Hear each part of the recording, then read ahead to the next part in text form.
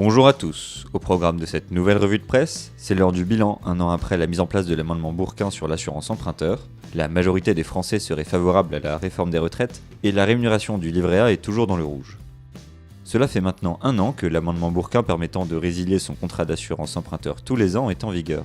Les Échos reprend un sondage du comparateur Magnolia.fr faisant le point sur cette mesure. Le résultat est plutôt bon pour ceux qui ont eu recours, avec entre 1000 et 5000 euros d'économie pour un peu moins de 42% des personnes sondées, et plus de 5000 euros d'économie pour près de 30% d'entre eux. Toutefois, la proportion d'emprunteurs ayant fait cette démarche reste relativement faible, alors que 78% des sondés se disent favorables à l'idée d'en profiter. Même si la mesure est encore récente, Magnolia.fr déplore un manque d'informations de la part des banques. L'AGFI note également que, selon ce sondage, tous les emprunteurs n'ont pas autant utilisé cette possibilité en fonction de leur emploi. 38% des personnes ayant résilié leur assurance l'année dernière sont des salariés non cadres, 31% sont des salariés cadres et seulement 15% sont des fonctionnaires. Les artisans, commerçants et agriculteurs y sont sous-représentés. Selon un sondage ELAB pour l'Institut Montaigne, Les Échos et Radio Classique, la majorité des Français serait favorable à la réforme des retraites initiée par Emmanuel Macron.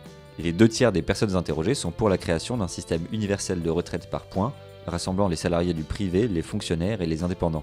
Près de 70% des retraités, cadres et professions intellectuelles y adhèrent, alors que ce n'est le cas que de la moitié des fonctionnaires. Cette volonté de réforme de la part des Français viendrait surtout de la vision négative du système actuel. BFM TV précise que la moitié des sondés jugent qu'il fonctionne mal, et 64% estiment qu'il est injuste. Ils sont aussi 71% à penser que ce nouveau système apportera une simplification du suivi des cotisations tout au long de leur carrière professionnelle.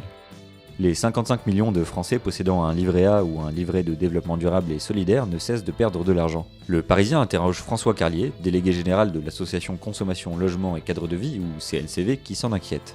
Selon lui, sur les 360 milliards d'euros placés sur ces livrets, il y aurait 3,6 milliards de pertes de pouvoir d'achat sur l'année pour les Français, à cause d'une rémunération gelée à 0,75% et d'une inflation en 2018 qui se situerait, d'après les derniers chiffres, à environ 1,8%.